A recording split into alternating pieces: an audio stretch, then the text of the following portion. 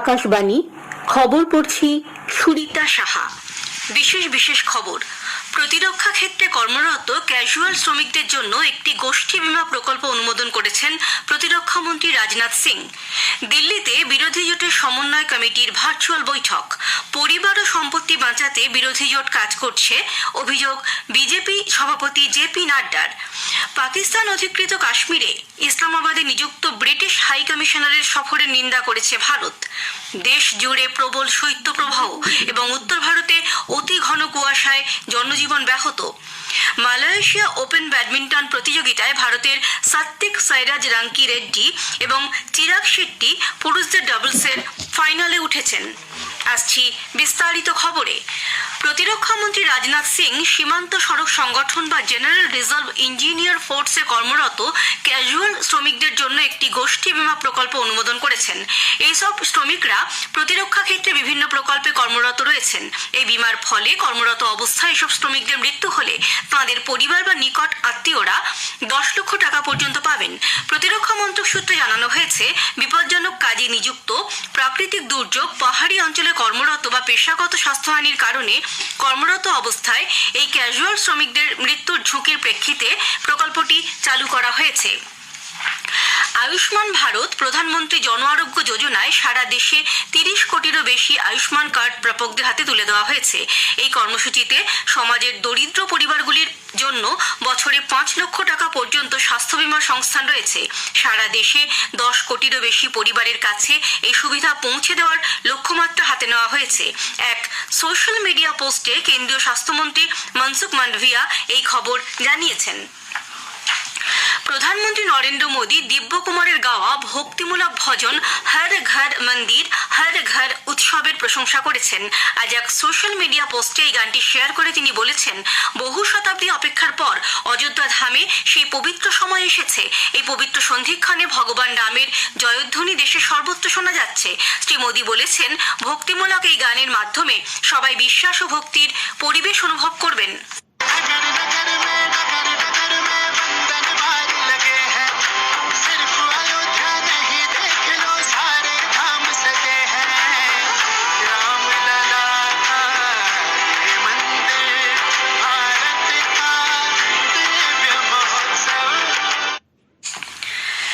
BJP সভাপতি JP Nadda বলেছেন, দেশের বিরোধী জোট দুটি কর্মসূচিতে কাজ করছে।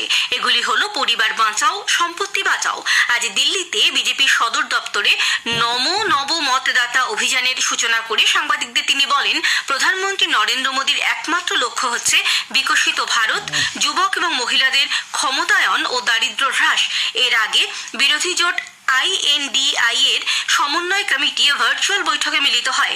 এক সোশ্যাল মিডিয়া পোস্টে কংগ্রেসের সভাপতি মল্লিকার্জুন খার্গে বলেছেন, আজকের বৈঠকে ফলপ্রসূ আলোচনা হয়েছে। আসন বন্টন নিয়ে সদর্থকভাবে কাজ এগিয়ে চলেছে। আগামী দিনে বিরোধী জোটের অন্তর্ভুক্ত দলগুলির রাজনৈতিক কর্মসূচি নিয়েও আলোচনা হয়েছে।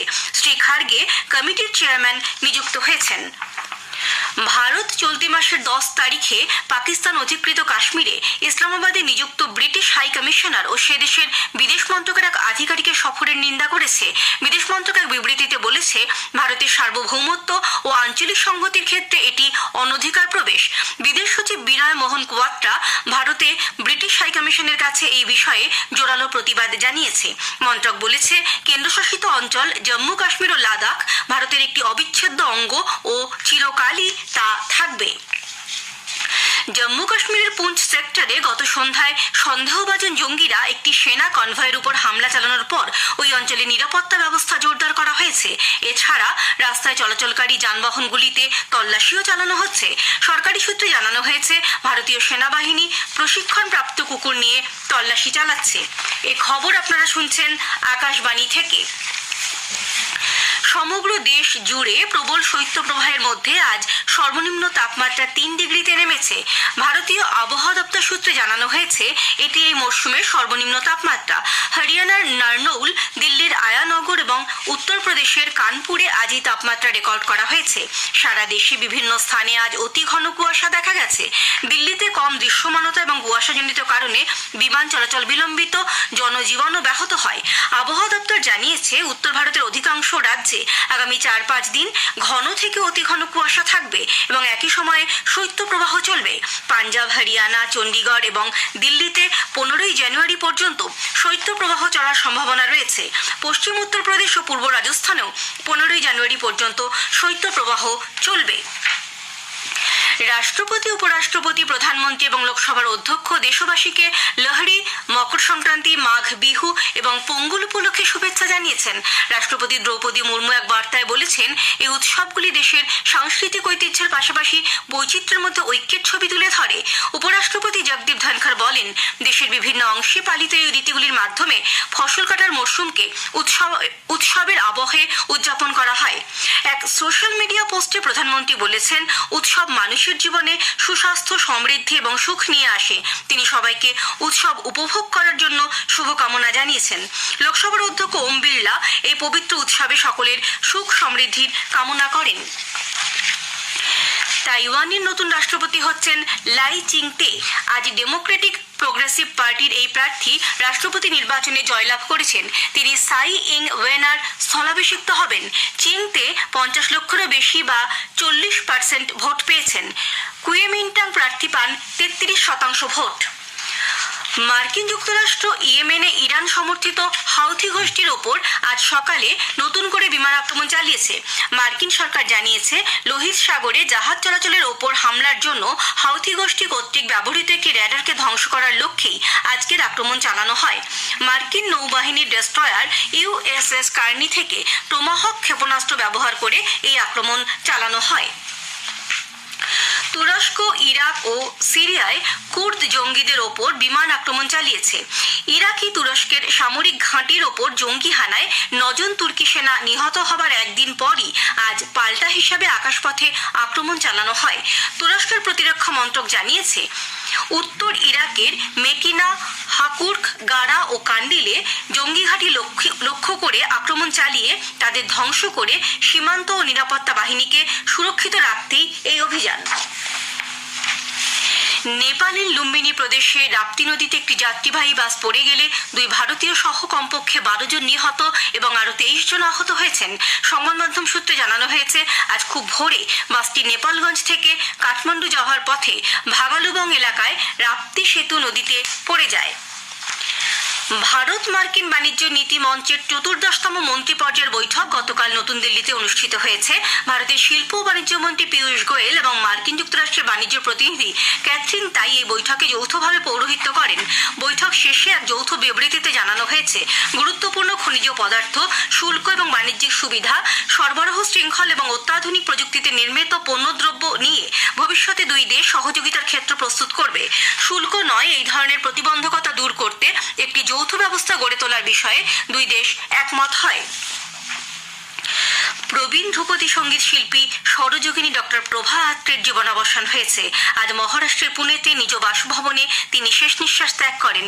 বয়স হয়েছিল 91 বছর। ডক্টর আত্রে হিন্দুস্তানি ধ্রুপদী সঙ্গীতের কিরানা ঘরানার সঙ্গে যুক্ত ছিলেন। তিনি ভারত সরকার প্রদত্ত 3টি পদ্ম পুরস্কারে ভূষিত হয়েছেন। মালয়েশিয়া ওপেন ব্যাডমিন্টন প্রতিযোগিতায় ভারতের সাত্বিক সাইরাজ রঙ্কি রেড্ডি এবং চিরাগ শেট্টি পুরুষদের ডাবলসের ফাইনালে উঠেছেন। তারা কোরিয়ার কাং মিন হিউক এবং সেও সিউং জেইকে পুরুষদের ডাবলসের সেমিফাইনালে 21-18, 22-20 হারিয়ে দেন। 1983 সালের পর এই প্রথম কোনো ভারতীয় জুটি এই প্রতিযোগিতার ফাইনালে উঠলেন। এএফসি কাপ ফুটবলে ভারত আজ অস্ট্রেলিয়ার কাছে 0-2 গোলে পরাজিত হয়েছে। অস্ট্রেলিয়ার পক্ষে আরভিন ও বস গোল করেছেন। কাতারের আহমেদ বিন আলী স্টেডিয়ামে আজ ভারতীয় সময় বিকেল 5টায় খেলা শুরু হয়। প্রথমার্ধে কোনো দলই গোল করতে পারেনি। উল্লেখ্য, ফিফার ক্রম তালিকায় ভারত বর্তমানে 102তম স্থানে রয়েছে। অস্ট্রেলিয়া রয়েছে 25 নম্বরে। শেষ করার আগে খবরের বিশেষ কিছু অংশ আরও একবার। প্রতিরক্ষা ক্ষেত্রে কর্মরত ক্যাজুয়াল শ্রমিকদের জন্য একটি গোষ্ঠী বীমা প্রকল্প অনুমোদন করেছেন প্রতিরক্ষা মন্ত্রী রাজনাথ সিং। দিল্লিতে বিরোধী জোটের সমন্বয় কমিটির ভার্চুয়াল বৈঠক। পরিবার ও সম্পত্তি বাঁচাতে বিরোধী জোট কাজ করছে, অভিযোগ বিজেপি সভাপতি জেপি নাড্ডার। পাকিস্তান অধিকৃত কাশ্মীরে ইসলামাবাদে নিযুক্ত ব্রিটিশ হাই কমিশনারের সফরের নিন্দা করেছে ভারত। দেশ জুড়ে প্রবল শৈত্যপ্রবাহ এবং উত্তর ভারতে অতি ঘন কুয়াশায় জনজীবন ব্যাহত। মালয়েশিয়া ওপেন ব্যাডমিন্টন প্রতিযোগিতা প্রতিযোগিতায় ভারতের সাত্বিক সাইরাজ রাঙ্কি রেড্ডি এবং চিরাগ শেট্টি পুরুষদের ডাবলসের ফাইনালে উঠেছেন। খবর শেষ হলো।